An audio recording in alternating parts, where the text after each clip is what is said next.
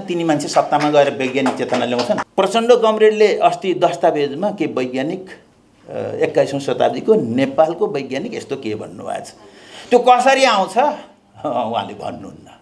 अहिले घनश्यामजीले एउटा भाषामा दलाल पुँजीपति या नोकरशाही पुँजीपतिहरूसँग राजनीतिक नेताहरूको संसर्ग, यसलाई नकारात्मक रूप मात्रैबाट हेर्न हुन्छ भन्ने मलाई लाग्दैन। कमरेड प्रचण्ड यहाँ हुनुहुन्छ, एउटा सूचना सुनाऊँ, उहाँलाई प्रश्न सोधौँ के कमरेडहरू तपाईहरू कसैलाई नेपालको दक्षिणतिरको सिमाना, पूर्व र पश्चिमको सिमाना मेरो यही हो ठाउँ भन्ने थाहा छ? थाहा छैन। भारतले मित्तै यो छेउसम्म मेरो सिमाना भन्छ, नेपालले यो ठाउँमा भन्छ, प्रतिवाद गर्न सक्दैन। सम्भवतः 123वटा स्ट्रिप नक्साहरू तयार गरिएको छ। त्यो नक्सा यदि हामीले त्यही नक्सालाई सिग्नेचर गर्यौँ भने नेपालका धेरै भूभागहरू हामी गुमाउनेछौँ। अनि माथिको चाहिँ यो रुलिङ क्लासले चाहिँ त्यो गाडी र साडीवाला क्लाससँग लगनगाँठो जोड्छ र अनि त्यस पछाडि राष्ट्र दोहन गरेर बस्छ, साइन्स मर्छ, ज्ञान मर्छ, चेतना मर्छ। धर्मो रक्षति रक्षिता भन्छ नि, जसले धर्मलाई रक्षा गर्छ त्यसलाई धर्मले रक्षा गर्छ भने जस्तै जसले विज्ञानको रक्षा पार्टीभित्रैबाट गर्छ त्यसलाई विज्ञानले रक्षा गर्नेछ। तर कहीँ न कहीँबाट एउटा इन्टरभेन्सन चाहियो, एउटा हस्तक्षेप चाहियो। सबभन्दा सजिलो, सबभन्दा प्रभावकारी, सबभन्दा हाम्रो समाजवादी छ, उसले चाहिँ के भन्छ भन्दाखेरि एकीकृत समाजवादी, त्यसले के भन्छ भन्दाखेरि यात्रा समृद्धिको लक्ष्य समाजवादको कसरी आउँछ परीक्षण गर्न सक्ने गरी भनिदेऊ न। 2 र 2 जोड्दा 4 हुन्छ, 4 मा 1 घटाउँदा 3 हुन्छ, 3 मा 2 जोड्दा 5 हुन्छ भन्ने जस्तै गरी बताइदियो भने जसको सत्ताको तागत, त्यसलाई परिचालन गर्ने अनुभवसँग त्यो कम्प्रोमाइज गरेर आएको क्रान्तिकारी शक्ति भनौँ या विज्ञानलाई प्रयोग गर्ने शक्तिको संसर्ग हुन्छ। विषय आफैमा धेरै विस्तारित छ, ठुलो छ र यो विषयलाई धेरै एङ्गलबाट भन्न सकिन्छ, भन्न पर्छ भन्ने लाग्छ। त्यस हिसाबले हेर्दाखेरि चाहिँ मैले चाहिँ अलिकति इतिहास समाजशास्त्रको विद्यार्थी भएको हुनाले कुन समाजमा विज्ञानले काम गर्छ, कुन समाजमा गर्दैन भन्ने इतिहासको सन्दर्भमा अलिकति अर्थ राजनीतिको हिसाबले आफूले जानेका केही थोरै सीमित कुराहरू यहाँ राख्न चाहन्छु 5-7 मिनटमा। साइन्स आइसोलेटेड, यो समाजबाट अलग वैज्ञानिकहरूको, केवल वैज्ञानिकहरूको विषय होइन। यो समाजको, समाजभित्रैको, समाजको उपज, समाजको ज्ञान चेतना को एउटा क्षेत्र हो भन्ने कुरा सबभन्दा पहिला बुझ्नुपर्ने यो कुरा होला भन्ने लाग्छ। किनभने इतिहासमा त्यो पूर्व र पश्चिममा दुवैतिर चाहिँ विज्ञान र प्रविधिको, प्योर साइन्समा पनि र प्रविधिमा पनि धेरै प्रयत्नहरू भएका र केही राम्रा सम्भाव्य ती प्रयत्नहरू भएका प्रशस्त उदाहरणहरू छन्। पश्चिममा पनि छन्, पूर्वमा पनि छन्। प्राचीन रोममै पानी तान्ने मेसिन बनाइया थियो भनिन्छ कि करिब ईसाको सुरुतिरै। तर त्यो किन चाहिँ त्यसले काम गरेन भन्दाखेरि त्यो मेसिन, पानी तान्ने मेसिन जसले सुरुङबाट पानी तान्थ्यो र धेरै दासहरूलाई त्यसले विस्थापित गरिदिन्थ्यो र त्यो दासहरूलाई विस्थापित गरिदिने मेसिन त्यसमा टिक्न सम्भव थिएन। एउटा खास सामाजिक ऐतिहासिकतामा विज्ञानले कसरी काम गर्छ भन्ने उदाहरणका सन्दर्भमा मात्रै मैले यो भनेको। थ्रुआउट हाम्रो हिस्ट्रीभरि त्यस्तो चलेर आएको छ। त्यसो गर्दा यो युरोपमा विज्ञान कसले ड्राइभ गर्यो, कसरी आयो, बडा प्रष्ट छ। जति युरोपले चाहिँ उपनिवेशहरूको विस्तार गर्यो त्यसले उत्पादन बढायो, अन्त उत्पादन गर्ने, आफू ल्याउने, उपभोग गर्ने, अझ धेरै विस्तार गर्ने र यो चक्रमा युरोपको साइन्सले विकास गर्यो। यस्तै अमेरिकाको पनि हो। रुस र चाइना अलिक फरक तरिकाले गरे यिनीहरूले चाहिँ जुन युरोपमा पुँजीपति वर्गले गरेका थियो नाफाका लागि गरेका थियो त्यो चाहिँ रुसमा साइन्स टेक्नोलोजीको विकास पार्टीले जुन युरोपमा पुँजीपति वर्गले गरेका थियो त्यो स्वयं पार्टीले गर्यो कम्युनिस्ट पार्टीले गरेका थियो चिनियाहरूले अलिकति हाइब्रिड टाइपको त्यो वर्गलाई पार्टीले संरक्षण गर्ने पुँजी निर्माणकर्ताहरूलाई पार्टीले संरक्षण गर्ने र प्रत्यक्ष नियन्त्रण गर्ने हिसाबले गए आज इन्डिया चाहिँ अलिकति त्यहीँको आफ्नो स्वदेशी राष्ट्रिय पुँजीपति वर्ग समेत भएको र त्यहाँको सत्ता समेत यसमा विवाद होला त्यो कतिको राष्ट्रिय हो कतिको अराष्ट्रिय हो भन्ने कुरामा त्यो विवाद होला तर मैले देख्दाखेरि भारतको पुँजीपति वर्ग र राजनीति ती एक ठाउँमा छन् र तिनीहरूले विकासको केही कुरा सपना देखेका छन् मोदीजीले त्यो भाषण गर्नुहुन्छ त्यो भाषण भनेको त्यहाँ पुँजी निर्माणको भाषण हो त्यसका अथाह सम्भावना छन् भारतको जनसङ्ख्या र भारतको प्राकृतिक साधन स्रोत यो दुईटै कुरालाई एक ठाउँमा राख्दाखेरि त्यहाँको सत्ता राजनीति टिक्नका लागि चलाउनका लागि त्यो वर्ग अगाडि बढ्नका लागि र उसको आफ्नै विकासका लागि पनि त्यसले पुँजीको विकास गर्नुपर्छ त्यसका लागि उसले आकाश पाताल गरेर कहिले मोदीजी चाहिँ युरोपमा त्यो यो फेसबुकको सिइओहरूसँग यो गुगलको सिइओहरूसँग किन भेट्न जानुहुन्छ भन्ने कुरा यहाँनिर साइन्स र पोलिटिक्स भेट हुन्छ भन्ने लाग्छ मलाई चाहिँ यसले गर्दाखेरि साइन्स टेक्नोलोजीको ऐतिहासिकता यसको सामाजिकता र त्यो सामाजिकता र ऐतिहासिकता भनेको यसको राजनीतिकता भनौँ न अझ भाषामा भन्ने हो भने त्यसलाई छोडेर यसको विकास हुँदैन भन्ने लाग्छ मलाई चाहिँ र हामीले जतिसुकै कुरा गर्दाखेरि पनि हामी कहाँ किन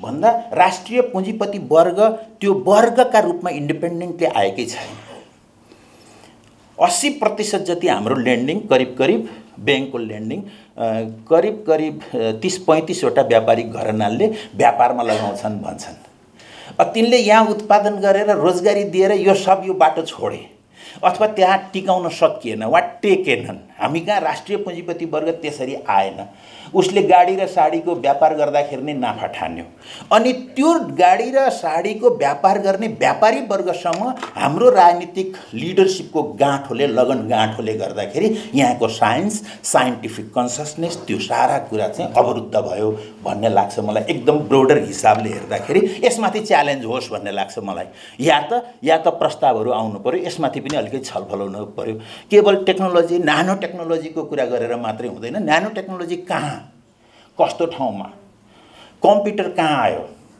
युद्धको असीमित ठुलो आवश्यकताले गर्दाखेरि चाहिँ यो हाम्रो इन्टरनेट अमेरिकी सेनाले उत्पादन गर्यो कुन समाजमा इन्टरनेट उत्पादन हुन्छ हामी कहाँ किन इन्टरनेट उत्पादन भएन हाम्रा साइन्टिस्टहरूले किन त्यस्ता साइन्टिस्टहरूलाई हामीले जन्माउन सकेनौँ यो ऐतिहासिकतामा हेर्नुपर्छ भन्ने लाग्छ 4-5 मिनट गइसक्यो होला मेरो चाहिँ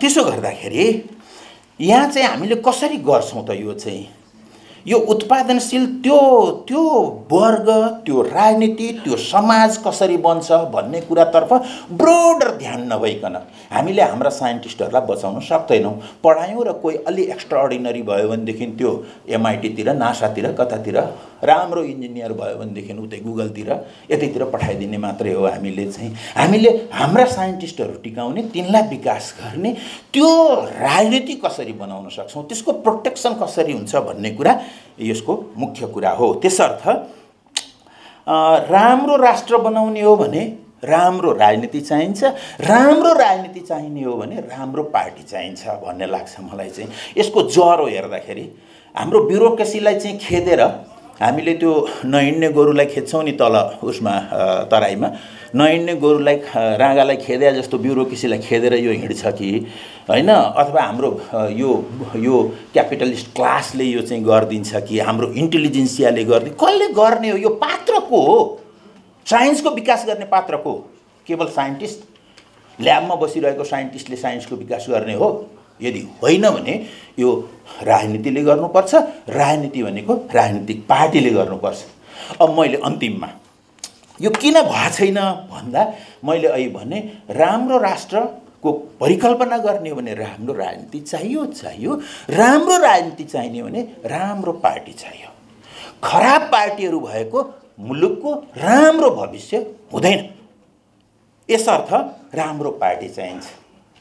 अब राम्रो पार्टी त्यो वैज्ञानिक चेतना, अब वैज्ञानिक भनौँ न, राम्रो पार्टी भने के हो भने त्यो वैज्ञानिक चेतना भएको। बीपीले समाजवाद, प्रजातान्त्रिक समाजवाद भन्नुभएको थियो 12 सालतिर अलिकति एउटा सानो एक प्याराग्राफ जति लेख्नुभयो, बस बीपीजीले प्रजातान्त्रिक समाजवादको बारेमा त्यही व्याख्या गरिदिनु। अहिले पनि काङ्ग्रेस त्यही भन्दैछ।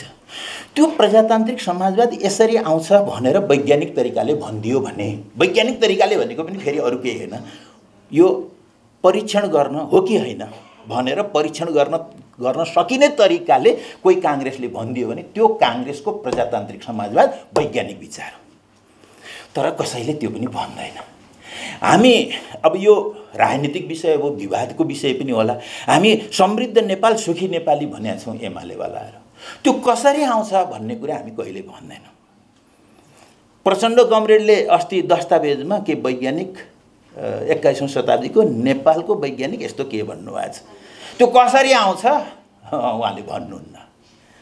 हाम्रो समाजवादी छ, उसले चाहिँ के भन्छ भन्दाखेरि एकीकृत समाजवादी, त्यसले के भन्छ भन्दाखेरि यात्रा समृद्धिको लक्ष्य समाजवादको कसरी आउँछ परीक्षण गर्न सक्ने गरी भनिदेऊ न। 2 र 2 जोड्दा 4 हुन्छ, 4 मा 1 घटाउँदा 3 हुन्छ, 3 मा 2 जोड्दा 5 हुन्छ भन्ने जस्तै गरी बताइदियो भने समृद्ध नेपाल, सुखी नेपाली, 21औं शताब्दीको वैज्ञानिक समाजवाद, यात्रा समाजवादको प्रजातान्त्रिक समाजवाद, यिनका यी सिद्धान्त र यिनले बनाएका कार्यक्रमहरू नै वैज्ञानिक छैनन्। अनि यत्रो कति राजनीतिमा छन् भन्दा कति अहिले करिब 30 लाख जति मान्छे त राजनीतिमा होलान्, सदस्य होलान् यसका 35 लाख मान्छेहरू जो पढे लेखेका, जानेका, बुझेका, टाठा बाठा, आकाश पाताल देखाउने मान्छेहरू छन्। तिनीहरू राजनीतिमा छन् र तिनीहरूको चेतना साइन्टिफिक छैन।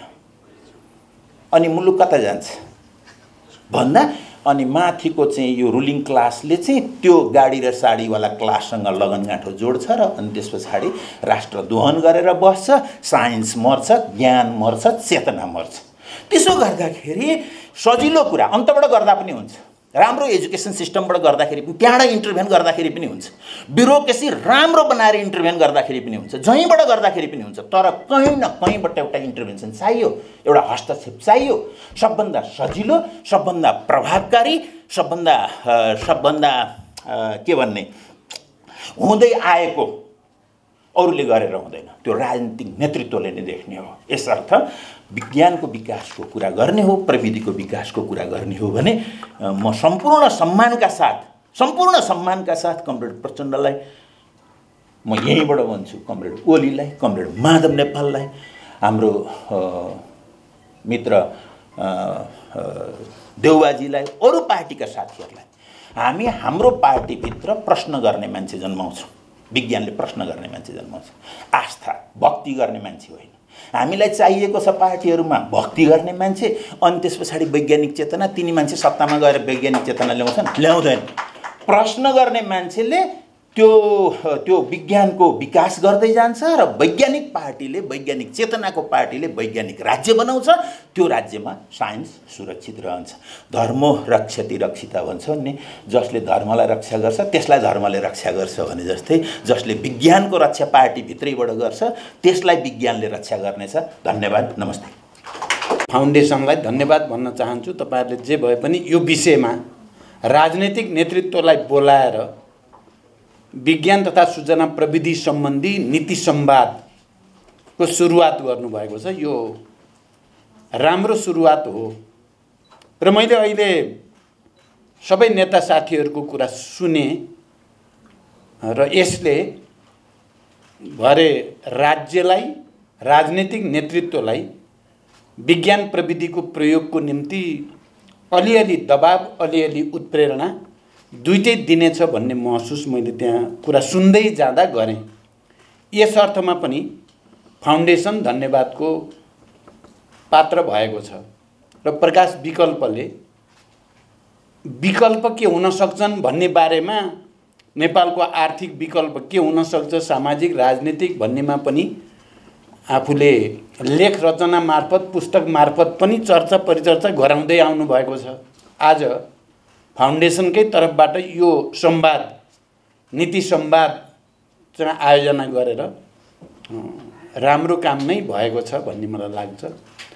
तर यो विषयमा बोल्न गाह्रो महसुस भयो मलाई। अहिले घनश्यामजीले भने जस्तो धेरै ठुलो विषय हो यो 5-7 मिनटमा बोल्न धेरै कठिन विषय हो यो चाहिँ। त्यसकारण यो ठुलो विषयमा हामीले व्यापक रूपमा भरे छलफल गर्दै जाने, निष्कर्ष निकाल्दै जाने त हुन्छ नै। यो सुरुवात हो र ठिक ढङ्गले अगाडि जाओस् भन्ने शुभकामना दिन चाहन्छु। विज्ञान र प्रविधि भनेको मानिसहरूको विकास प्रक्रियामा उनीहरूको आवश्यकता बोधसँग सम्बन्धित चिज हो। मानिसहरूले जति आवश्यकता बोध गर्दै गयो त्यही आवश्यकतामा आधारित भएर आविष्कारहरू हुँदै गए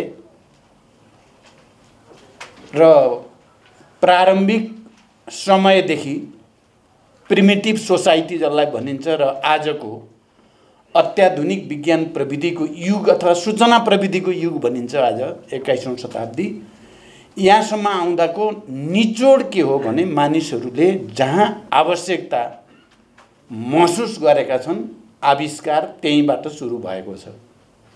विज्ञानले के, किन, कसरी भन्ने कुराको जवाफ खोज्दै जाँदा आज डिजिटलाइजेसनसम्म आयो।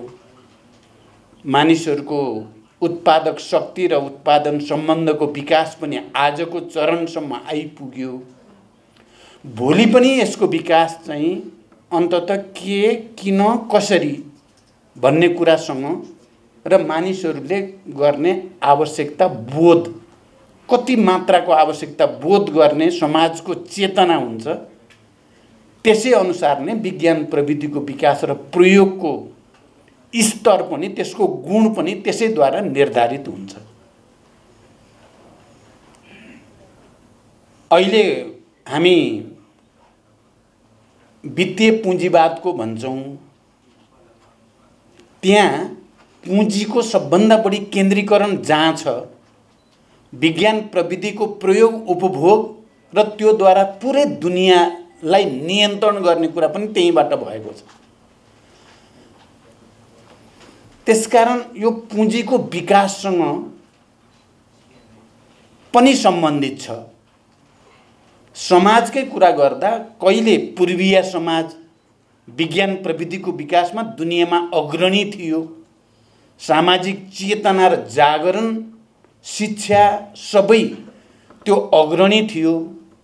समय क्रममा बदलियो र त्यो पश्चिमतिर सर्यो र यो प्रक्रियामा जहाँ सभ्यताको विकास, शिक्षाको विकास, पुँजीको विकास, त्यसको केन्द्रीकरण जहाँ जति हुन्छ विज्ञान प्रविधिको प्रयोग र उपभोग पनि त्यहाँ त्यति नै मात्रामा हुने गर्दछ। र अहिले हामी के भन्दैछौँ भने अब फेरि दुनियाँ फेरि एसियातिर आउँछ, फेरि सभ्यता विकास यता आउँछ भन्ने गरिएको छ। अहिले जस्तो पोलराइजेसन देखिएको छ राजनीतिमा, फेरि यतातिर आउँछ। त्यसकारण विज्ञान प्रविधिको प्रयोग जनस्तरमा गर्ने कुरामा हामीले शिक्षामा, हामीले उत्पादनमा, कृषिमा, उद्योगमा, पर्यटनमा, स्वास्थ्यमा, सामाजिक जीवनका सबै क्षेत्रमा विज्ञान प्रविधिलाई आम रूपमा प्रयोग गर्ने वातावरण कसरी सृजना गर्ने भन्ने कुरा हो।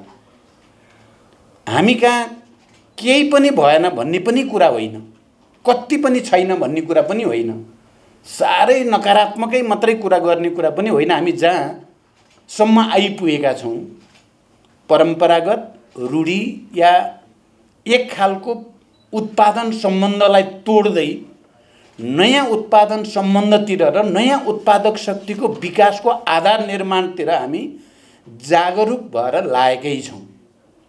कुरा के रहेछ भने मानिसहरूले आफ्नो जीवनमा विज्ञानको प्रयोग त बिहानदेखि 24 घण्टा गरेकै हुन्छ। विज्ञानको प्रयोग नगरिकन त मानिस चल्नै सक्दैन। कुरा के मात्रै हो भने मैले विज्ञानको प्रयोग सचेत रूपले गरेको छु, समग्र सामाजिक रूपान्तरण र मानव जातिको हितमा गरेको छु भन्ने कुराको चेतनाद्वारा गरेको छ कि नथाहा पाइकन गरेको छ।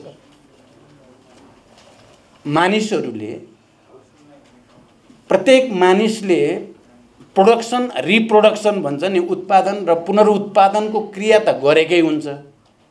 मानिसहरूले बच्चा जन्माउने हुर्काउने काम त गरेकै हुन्छन्, तर मानिसको शरीर विज्ञान के हो भन्ने कुरा बुझेर चाहिँ बच्चा जन्माउने र हुर्काउने गरेछ कि नबुझिकन गरेछ? गर्न त मान्छेले उत्पादन र पुनरुत्पादन त गरिराखेकै हुन्छन् नि। त्यसकारण हामी कहाँ समस्या मैले के देख्छु भने नेपालमा ठुल्ठुला परिवर्तनको निम्ति जनस्तरबाट आन्दोलन भए, क्रान्तिहरू भए, ती विज्ञानमा आधारित भएकै कारणले केही सफलता प्राप्त गरेका हुन्, विज्ञान विरोधी भएको कारणले होइन। तर ती सम्पूर्ण रूपमा क्रान्तिको रूपमा नेपालमा अहिलेसम्म राजनैतिक क्रान्ति, पूर्ण क्रान्तिको रूपमा सापेक्षिक रूपले हुन सकेका छैन। प्रत्येक क्रान्ति कम्प्रोमाइजमा टुङ्गिएका छन् र त्यो कम्प्रोमाइजसँगै चाहिँ फेरि वर्गहरूको बिचमा जो अलि सम्पत्तिशाली वर्ग छ, धनी वर्ग छ, क्रान्ति परिवर्तन गर्दा धनीले गरेका छैनन्। पुँजीपतिहरूले, धेरै सम्पत्ति भएका करोडपति अरबपतिहरूले त क्रान्ति गरेका छैनन्, परिवर्तन ल्याएका छैनन्। ती श्रमजीवीले या मध्यम वर्गले या सम्पत्तिहीनहरूको विद्रोहबाट नै क्रान्ति भएका छन्। तर जब ती क्रान्ति कम्प्रोमाइजमा टुङ्गिनु पर्ने परिस्थिति बन्छ धेरै कारणले, अनि त्यसपछि सम्पत्तिशाली वर्ग जसको अनुभव, जसको पुँजीको तागत, जसको सत्ताको तागत, त्यसलाई परिचालन गर्ने अनुभवसँग त्यो कम्प्रोमाइज गरेर आएको क्रान्तिकारी शक्ति भनौँ या विज्ञानलाई प्रयोग गर्ने शक्तिको संसर्ग हुन्छ। अहिले घनश्यामजीले एउटा भाषामा भन्ने गर्नुभएको छ, दलाल पुँजीपति या नोकरशाही पुँजीपतिहरूसँग राजनीतिक नेताहरूको संसर्ग। यसलाई नकारात्मक रूप मात्रैबाट हेर्न हुन्छ भन्ने मलाई लाग्दैन। मैले एउटा ठुलो क्रान्ति र विद्रोहको नेतृत्व गरेर देशलाई सङ्घीय लोकतान्त्रिक गणतन्त्रसम्म ल्याउने भूमिकामा प्रमुख पदमा बसेर त्यसको नेतृत्व गरेको नाताले मैले जे महसुस गर्छु, किन त्यसलाई निरन्तर वैज्ञानिकीकरण गर्न सकिएन? विज्ञानमा आधारित नभइकन त क्रान्ति यहाँसम्म पनि आउँदैन थियो। तर यति ठुलो परिवर्तनलाई फेरि जनताको दैनिक जीवनमा विज्ञानको प्रयोग गरेर उत्पादन र समृद्धिको नयाँ यात्रा, पुँजी निर्माणको नयाँ यात्रा, पुँजी निर्माणमा विज्ञान प्रविधिको आम प्रयोगको नीति बनाउन सकिएन भन्दा मैले बडो मार्मिक ढङ्गले के महसुस गर्छु भने लेनिनले समाजवादी क्रान्ति सम्पन्न गरेपछि, अक्टोबर क्रान्ति जसलाई भनिन्छ, 5-6 वर्षपछि एउटा डकुमेन्ट लेख्नु भएको छ। आफ्नै सत्ताको धज्जी उडाएर लेनिनले आफै सोभियत सत्ता भनेको विकृत, भ्रष्ट, यस्तो चाहिँ भएर जान्छ भन्ने थाहा पाएको भए भन्ने सम्मको कुरा लेनिनहरूले गर्नु किन पर्यो होला भनेर चाहिँ आजभोलि मैले विचार गर्छु। हेर्दा हेर्दै पार्टीहरू, ती पार्टीहरू जो त्याग, तपस्या, वीरता, बलिदान राष्ट्रको लागि, जनताको लागि, विज्ञानको लागि, विकासको लागि भनेर समर्पित हुने चेतनाहरू यो संसर्गसँगै कसरी विचलित हुँदा रहेछन्, कसरी विकृत हुँदै जाने प्रक्रिया तीव्रता लिँदो रहेछ भन्ने कुराको अनुभव बडो मार्मिक छ। यो सजिलोसँग जवाफ दिएर हुने कुरा छैन। यो एउटा निकै ठुलो फेरि एउटा नयाँ क्रान्तिको तयारीसँग सम्बन्धित छ। यो एउटा नयाँ विचारको विकाससँग सम्बन्धित छ। मैले के भन्न चाहन्छु भने, हुन त यो वर्ष राजनीतिक दलहरूका महाधिवेशन गर्ने, नयाँ नेतृत्व निर्माण गर्ने भन्नेमा बित्यो गएको वर्ष। तपाईहरुले पनि हेर्नु भएको होला। घनश्यामजीलाई म विशेष रूपले धन्यवाद भन्न चाहन्छु। जे भए पनि माओवादी महाधिवेशनमा वैचारिक, राजनीतिक, सांगठनिक, सांस्कृतिक र कार्यक्रमगत दस्तावेज प्रस्तुत भयो। तपाईहरुले त्यो दस्तावेज हेर्न पाउनु भएको छ कि छैन मलाई थाहा छैन। तपाई हेर्नुभयो भने त्यहाँ सबभन्दा बढी विज्ञान प्रविधिकै कुरा गरिएको छ। पुँजीवादको विश्लेषण र संश्लेषण गर्दा पनि, हिजोका क्रान्ति र प्रतिक्रान्तिका अनुभवहरूको निचोड निकाल्दा पनि, अहिलेको विज्ञान प्रविधि जसबाट एउटा डिजिटलाइजेसनको युग र ग्लोबलाइजेसनको युग एकातिरबाट आएको छ र त्योसँग लड्ने हामी श्रमजीवीहरूले विज्ञान प्रविधिलाई कसरी प्रयोग गरेर लड्न सकिन्छ भन्ने बारे चिन्तन गरिएको छ।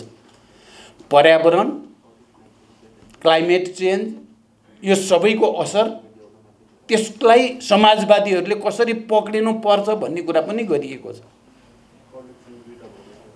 तपाईले भन्नुभयो के किन कसरी भन्ने कुराको नै जवाफ छ। तर हाम्रो समाज अहिले जहाँनिर जुन चेतनामा छ, तपाईले वैज्ञानिकै कुरा गरे पनि तुरुन्तै त्यसलाई आत्मसातीकरणको स्तरमा जाने ठाउँमा छैन। त्यसको निम्ति एउटा ठुलो सङ्घर्ष, ठुलो बहस, ग्रेट डिबेटको खाँचो छ। र त्यो बहस हामीले चाहेको के भने विज्ञानलाई विश्व दृष्टिकोणको रूपमा अंगीकार गर्ने, स्वीकार गर्ने नेतृत्वले या पार्टीहरूले चाहिँ त्यो बहस सृष्टि गर्न आँट गर्नुपर्ने हुन्छ। र त्यो बहस सृष्टि गर्नको लागि त्यस्ता विचार भएकाहरू एक ठाउँमा केन्द्रित हुन जरुरी हुन्छ। हामीले अलग अलग गरेर त्यो शक्ति, किनभने विचारलाई भौतिक शक्तिमा रूपान्तरण गर्ने कुरा विज्ञानसँग नै सम्बन्धित कुरा हो। मैले हिजो एउटा सानो माओवादी पार्टी, जति बेला हामी जनयुद्ध र विद्रोहमा, क्रान्तिमा, गणतन्त्रको निम्ति इत्यादि इत्यादि भनेर हामी अगाडि बढ्दै गर्दा हमेशा मैले भन्ने गरेको कुरा के हुन्थ्यो भने विचारलाई र विज्ञानलाई भौतिक शक्तिमा रूपान्तरण गर्ने प्रक्रिया, विधि र प्रक्रिया हामीले बनाउनु पर्नेछ। विचार भौतिक शक्तिमा रूपान्तरित भएन, विज्ञानलाई हामीले त्यो ढङ्गले प्रयोग गरेनौँ भने चाहिँ क्रान्ति सम्भव छैन।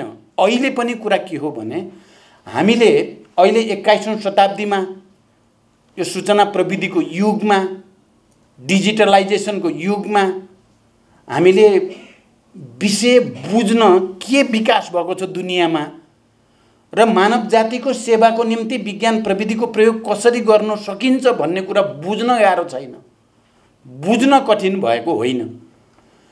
मैले यो बीचमा केही आईटी कलेजहरूको निरीक्षण भ्रमण पनि गरेँ। त्यहाँ पढाउने टिचरहरू, त्यहाँ काम गरिरहेका इन्जिनियरहरू, आईटी एक्सपर्टहरूसँग मैले केही अन्तर्क्रिया गरेको छु। आजभोलि 8औं महाधिवेशनमा मैले विज्ञान प्रविधि र आजको युगका केही विशेषताहरू र अबको एउटा नयाँ समाजवादी आन्दोलन सृष्टि गर्नको लागि हामीले पक्रिनु पर्ने कुरा चाहिँ आईटी नै हो। यसमा पारङ्गत हासिल गर्न सकिएन भने र त्यसलाई प्रयोग गर्न सकिएन भने अबको क्रान्ति हुँदैन। यो लेनिनले जस्तो या मार्क्स एङ्गल्सले भने जस्तो या अरूले गरे जस्तो मात्रै स्थिति अहिले विश्वको छैन। त्यहाँ त्यो परिवर्तित परिस्थिति र विज्ञान प्रविधिको विकासले ल्याएको नयाँ चेतना, नयाँ सम्बन्ध, मानिसहरूको बीचको सम्बन्ध नयाँ भएको छ। आर्टिफिसियल इन्टेलिजेन्ससम्म आइपुग्दा दुनियाँ त अर्को ठाउँमा पुगेको छ।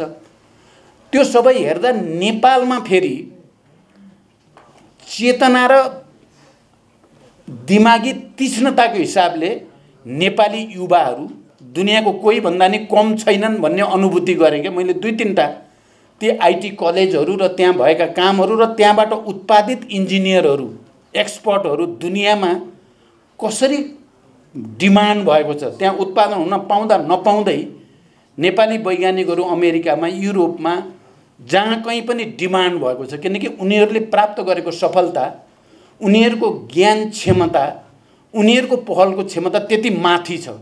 त हामी कहाँ गडबड कहाँ छ त भन्दा फेरि पनि राज्य र राजनीतिक नेतृत्वले विज्ञानलाई, प्रविधिलाई या वैज्ञानिक चेतनालाई आधार बनाएर काम गर्ने ठाउँमा आएको छैन।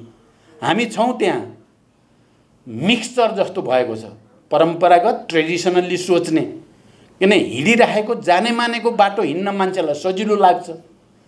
दैनिक जीवनमा मान्छेलाई वैज्ञानिक हुन धेरै गाह्रो कुरा हो। अवैज्ञानिक हुन अधिभूतवादी भनिन्छ, मेटाफिजिकल हुन सजिलो छ, हिँडिरहेको बाटो हिँड्ने। म यो संविधान बनाउने बेलामा राजनीतिक दलहरू र नेताहरूको बिचमा भएको डिबेट प्राय सम्झिराख्ने गर्छु। एक थरी साथीहरू जो हिजो नेपालमा गणतन्त्र सम्भव छैन छिटै या संविधान सभा सम्भव छैन भन्ने ठान्थे र टु पिलर थ्योरी भनिन्थ्यो नि पोलिटिकल सिस्टमको हिसाबले, राजतन्त्र र प्रजातन्त्र भनिन्थ्यो, त्यहाँ बहुदलीय प्रजातन्त्र। ती साथीहरू संविधान बनाउने बेलामा ती पार्टीहरू र तिनका नेताहरू हमेशा यो परिवर्तनलाई संविधानमा संस्थागत गर्ने कुरामा स्केप्टिकल नै भए, सशङ्कित भए। यो उनीहरूले भनेको शब्द म सम्झिन्छु, के भाउतो ल्याइदिएर जाने मानेको गाविस ठिकै थिए नि, वडाहरू ठिकै थिए, यो युनिटारी र सेन्ट्रलाइज सिस्टम नै ठिकै थियो भन्ने उहाँहरूलाई लागि नै राख्यो। अहिले तपाईँ हामी हेऱ्यौँ भने स्ट्रगल त्यहाँ चलिराखेको छ, ठुलो डिबेट छ।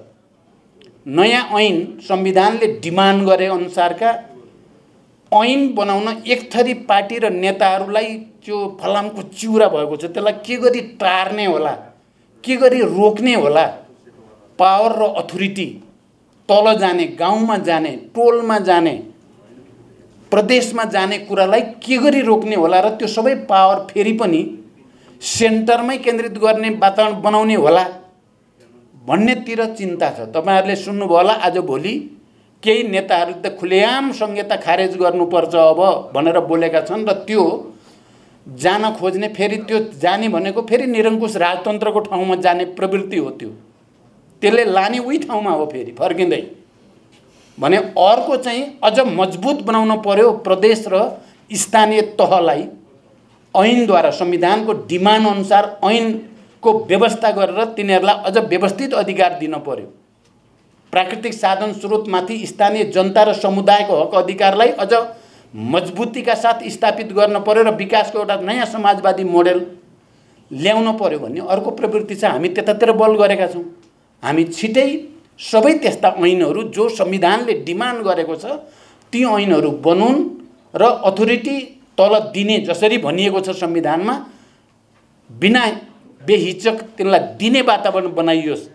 त्यसो भएपछि आम जनता बिस्तारै वैज्ञानिक हुन्छन् भन्ने मेरो बुझाइ छ। फेरि बिस्तारै जनताले विज्ञान प्रविधिको उपभोग गर्न थाल्छन् र त्यहाँबाट जसरी ठुल्ठुला क्रान्तिहरू पछि कतिपय क्रान्तिकारी पार्टी र नेताहरूले विज्ञानलाई जनताको दैनिक कर्मसँग जोड्ने भनेर प्रयोग गर्ने ठुल्ठुला प्रयासहरू भए, पहलहरू भए, त्यसले निकै राम्रो नतिजा पनि दियो।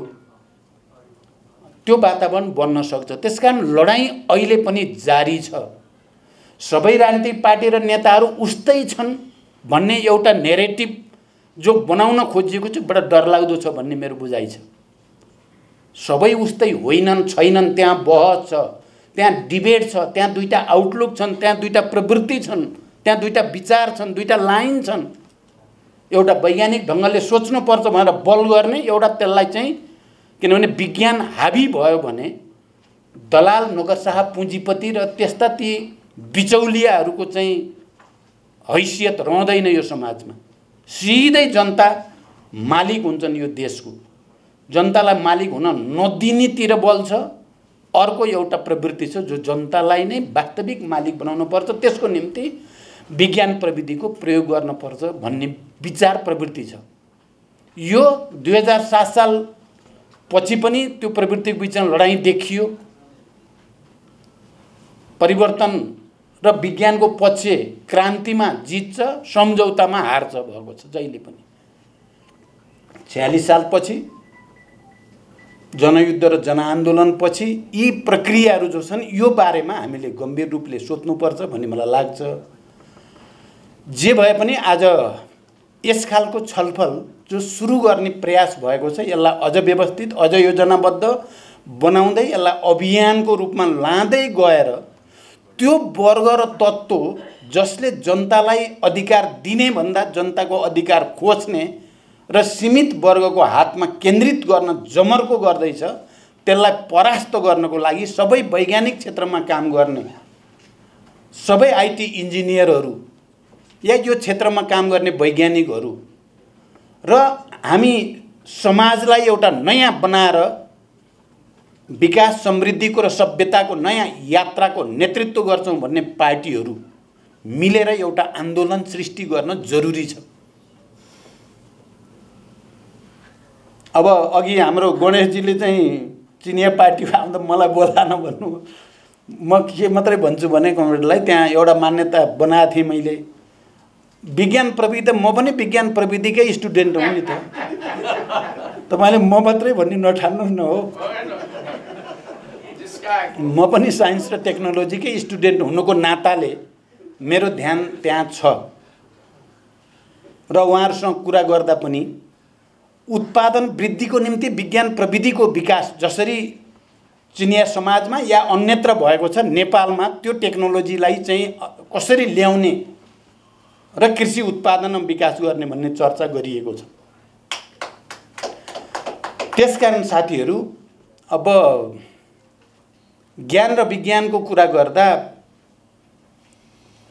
असन्तोषबाट विज्ञानको विकास हुन्छ, सन्तोषबाट विज्ञानको अवरोध हुन्छ भनिन्छ।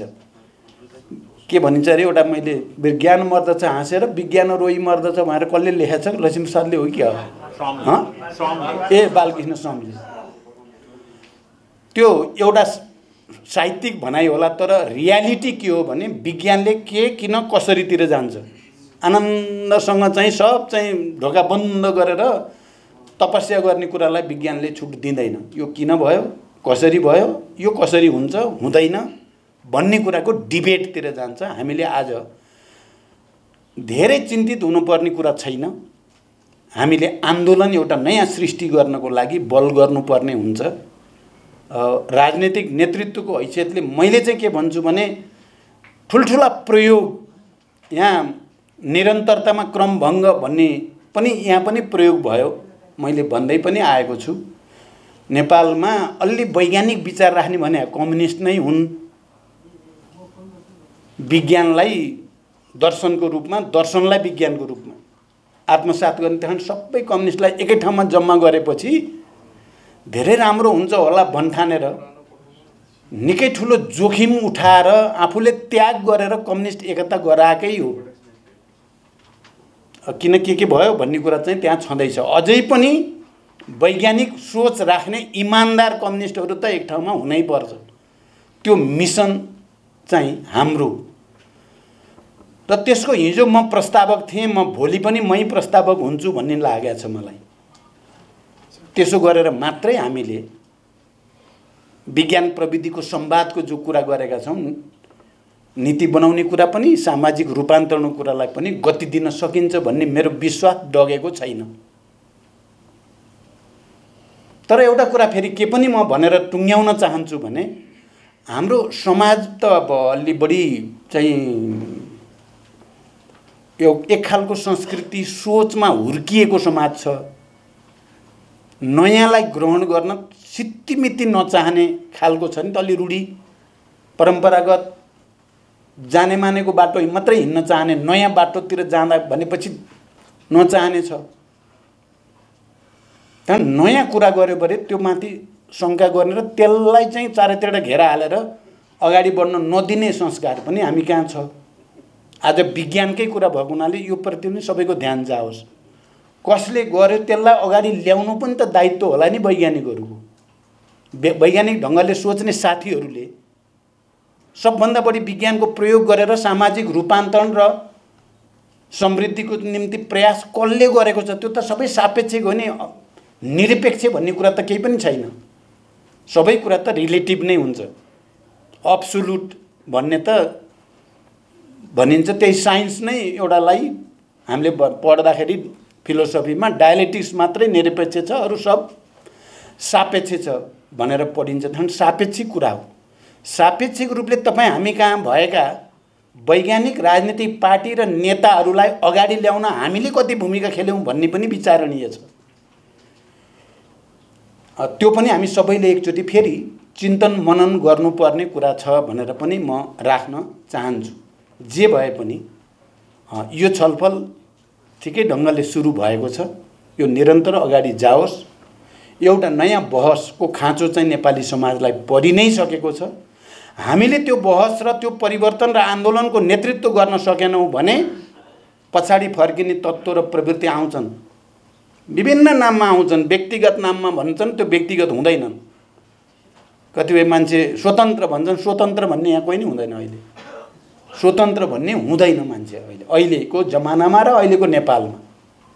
त्यसकारण तपाईँ अगाडि बढ्नेवाला हो कि तपाईँ पछाडि हट्ने रोज्ने, सबैको लागि त्यो स्वतन्त्रता छ। अगाडि बढ्ने बाटो रोज्ने हो कि पछाडि फर्किने बाटो रोज्ने हो, अर्को बाटो अहिले भर्खरै मैले नेपालमा देख्दिनँ। हामी विज्ञान प्रविधिको कुरा गर्नेहरू अगाडि बढ्ने कुराको पक्ष पोषण गर्छौँ, त्यसको निम्ति बहस गर्छौँ, त्यसको निम्ति सङ्घर्ष गर्छौँ। आज सबै राजनीतिक पार्टीहरूलाई, आज काङ्ग्रेस पनि यहाँ भइदिएको भए अझ राम्रो हुन्थ्यो यो उद्घाटन समारोहमा पनि। तैपनि तपाईँहरू पछि हुन्छन् भनेर भन्नुभयो। सबैलाई धन्यवाद भन्दै यो कार्यक्रमको सफलता र भरेसम्म पुग्दाखेरि तपाईँहरू एउटा राम्रो निष्कर्षसहित आउनुहोस्। शुभकामनासहित बिदा हुन्छु। धन्यवाद। विज्ञान प्रविधिको विषयमा गरिएको चर्चामा अगाडि राखिएका दुईटा बोर्डहरू स्ट्यान्डमा लेखिएका दुईटा महत्त्वपूर्ण कुरामा सबैको ध्यान पुगोस् भन्ने मेरो अनुरोध छ। यसैले हाम्रा सबै बाटोहरू तय गर्छ। विशाल आवश्यकता भनेको विशाल अवसर हो र यो विशाल अवसरका लागि त प्रयास पनि विशाल हुनुपर्छ भन्ने कुरालाई नै बढी हामीले फोकस गर्नुपर्छ जस्तो लाग्छ। र मुख्यतया विज्ञान प्रविधिबाट हामी पछाडि परेका छौँ, यसको अर्थ हो हाम्रो जीवनशैली, सोच्ने तरिका, सम्पूर्ण जीवन पद्धति र विकासका प्रक्रियाहरूमा हामी पछाडि परेका छौँ भन्ने कुराको यो सूचक पनि हो। विज्ञान प्रविधिको विकास गर्ने कुरा कुनै खास विषयको अनुसन्धान गर्ने कुरासँग मात्र सम्बन्धित छैन। यसले परिचालित गर्ने समाजका सबै संयन्त्रहरूलाई आमूल परिवर्तन गर्ने विषयसँग सम्बन्धित छ। तर हाम्रा बाधाहरूलाई नचिनिकन हामी त्यो ठाउँमा पुग्न सक्दैनौँ। हाम्रा बाधाहरू पहिलो कुरा हो हामीले आफ्नो प्राथमिकतालाई निर्धारण गर्न नसक्नु। आजको चौथो औद्योगिक क्रान्तिको समय चलिरहेको यो बेलामा हामी कुन औद्योगिक क्रान्तिको ठाउँमा छौँ? दोस्रोतिर, तेस्रोको अलिअलि प्रभाव। यसकारण हामी धेरै नै पछाडि छौँ भन्ने कुरालाई महसुस गर्न सकेपछि मात्रै हामी धेरै अगाडि बढ्ने बाटो खोल्न सक्छौँ। मलाई लाग्छ आजको विज्ञान प्रविधिको विकास 5-7 विषयमा केन्द्रीकृत भएको हुनुपर्छ। पहिलो कुरा हो चिन्तन र जीवनशैलीमा क्रान्ति ल्याउनका निम्ति अघि नै गणेश शाह कमरेडले भने जस्तै समाज परिवर्तनका लागि विज्ञानको प्रयोग गर्ने सम्पूर्ण आयामहरू तय गर्न सक्ने, नीतिहरू बनाउन सक्ने बाटोमा हामी हिँडौँ। दोस्रो कुरा हो सुशासन र पारदर्शिताको प्रत्याभूति गर्ने गरी विज्ञान प्रविधिको प्रयोग गरौँ। सीसीटीभी विज्ञानको एउटा प्रकरण, सीसीटीभीको फुटेज हराएको अर्को प्रकरण। जिन्दगीमा धेरैवटा फुटेजहरू हामीले हराउँदै गएका छौँ र आफूलाई कमजोर पारेका छौँ। सुशासन र पारदर्शिता विज्ञानलाई छलेर सम्भव छैन। विज्ञानको अधिकतम उपयोग गरेर सम्भव छ र प्रत्येक व्यक्तिलाई प्रविधिबाट विज्ञानबाट नियन्त्रण निर्देशन र ट्र्याक उपयुक्त बाटो देखाएपछि मात्रै सम्भव छ। यतातिर ध्यान केन्द्रीकृत गर्नुपर्दछ भन्ने लाग्छ। तेस्रो कुरा हो राष्ट्रिय सुरक्षा चुस्त दुरुस्त बनाउनका निम्ति र राष्ट्रिय सुरक्षाका सम्पूर्ण आयामहरूमा संयुक्त कार्य गर्नको निम्ति डिजिटलाइज सुरक्षा प्रणाली व्यवस्थित गर्नका निम्ति विज्ञान प्रविधिको प्रयोग गर्नु नेपालको अर्को आवश्यकता हो। सूचना धेरै चिज चाहिएको छ, तर दुर्भाग्यवश हाम्रो एउटा पार्टीको अध्यक्ष, सरकारका प्रमुख राजनीतिक दल कमरेड प्रचण्ड यहाँ हुनुहुन्छ। एउटा सूचना सुनाऊँ, उहाँलाई प्रश्न सोधौँ, के कमरेडहरू तपाईहरू कसैलाई नेपालको दक्षिणतिरको सिमाना, पूर्व र पश्चिमको सिमाना मेरो यहीँ हो ठाउँ भन्ने थाहा छ? थाहा छैन। भारतले मित्तै मित्तै मित्तै यो छेउसम्म मेरो सिमाना भन्छ, नेपालले यो ठाउँमा भन्छ, प्रतिवाद गर्न सक्दैन। सम्भवतः 123वटा स्ट्रिप नक्साहरू तयार गरिएको छ।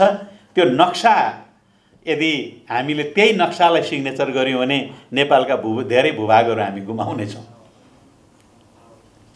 यो मैले खालि सूचना जानकारीको लागि मात्रै भनेको। त्यसकारण राष्ट्रिय सुरक्षाको यो त एउटा मैले भूमि अतिक्रमणको कुरालाई जोडेँ होला, अरू कुरा होला। यस्ता धेरै सूचना प्रणालीहरू, सुरक्षाका लागि अर्काको राडारलाई नियन्त्रण गर्नुपर्ने प्रणाली पनि हामीले थाहा पाउनु पर्ने होला नि। यसकारण राष्ट्रिय सुरक्षा संयन्त्रका लागि विज्ञानको प्रयोग कसरी गर्ने? अर्को एउटा छ, जति धेरै चौथो औद्योगिक क्रान्तिले जति धेरै उत्पादन गर्ने, छिटो उत्पादन गर्ने, धेरै ठाउँमा सर्भिस दिने, पहुँच धेरैको पुर्याउने, यो क्रान्तिले हामीलाई त्यही ठाउँमा पुर्याइरहेको छ र जे गरेका छौँ सम्पूर्ण कुरा अत्याधुनिक तरिकाले गरेका छौँ भन्ने ठाउँमा पुर्याएको छ। हामीले त्यो दिशामा जानको निम्ति प्रारम्भिक कदम चाल्ने र यी सबै हामी एआईको कुरा गरौँ अथवा अरू डिजिटलाइज गर्ने सबै कुरा गरौँ, यसको एकमात्र मानव जीवनको, मानव सेवाको लागि आफूलाई समर्पित गर्ने। प्रविधिको विकास त साह्रै धेरै भयो, तर अब लेजर वेपनले संसारलाई खाने खतरा पनि उत्तिकै छ।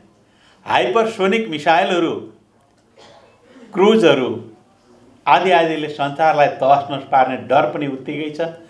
तर हामी सम्झन चाहन्छु भानुभक्त पोखरेल एक साहित्यकारको कविता, मान्छेले कति के गरे पिसकै ब्रह्माण्ड नै तन्तनी, हाम्रो बाहुन छामी मक्ख छ अझै टुप्पी जनै कन्दनी भन्ने एउटा मिठो व्यङ्ग्य कविता छ। अर्काले के गरे भनेर होइन, हामीले कहाँबाट सुरु गर्ने हो भन्ने कुराको प्रारम्भिक कदम चाल्नको निम्ति नै हामीले हाम्रा अवसरहरूलाई प्रयोग गरौँ भन्ने म यही अनुरोध गर्न चाहन्छु। र अन्ततः एउटा विषयमा जोड गर्न चाहन्छु। हामी सबै राजनीतिक दलका नेताहरू छौँ, देशका प्रशासनिक निकायका अनुभवी व्यक्तिहरू हुनुहुन्छ, सचेत बौद्धिक नागरिकहरू हुनुहुन्छ। भ्रष्टाचारलाई नियन्त्रण नगरेसम्म, राष्ट्रको सम्पत्ति दुरुपयोग गरेर मेरो सुख सुविधाका लागि प्रयोग गर्छु भन्ने चिन्तन, चेतना र त्यस प्रकारको विकृत मनोविज्ञानलाई नत्यागेसम्म तपाईँ विज्ञानको प्रयोगमा पनि भ्रष्टाचार गर्नुहुन्छ, प्रविधिको निर्माणमा पनि भ्रष्टाचार गर्नुहुन्छ र मुलुकलाई हामी अनेकचोटि ठगिरहनेछौँ। यसकारण आज हामी जुन सपना बोकेर हिँडिरहेका छौँ, समृद्ध नेपाल निर्माण गर्ने सपना, समाजवाद निर्माण गर्ने सपना, त्यसको पूर्वाधार निर्माण गर्ने सपना, हामी सम्पूर्ण कुराको बाधक भ्रष्टाचारका विरुद्धमा लड्न सक्ने हाम्रो इच्छा शक्ति कति बलियो छ भन्ने कुराले निर्धारण गर्छ। म सबैलाई यतातिर ध्यान पुगोस् र विज्ञानको प्रयोग जनताको लागि गर्नका लागि नीति निर्माण गर्ने, राष्ट्रिय नीति निर्माण गर्ने एउटा तयारी हामी गरौँ। यो कार्यक्रमले यिनै कुरामा झकझक्याउने सफलता प्राप्त गरोस्। धन्यवाद, नमस्कार।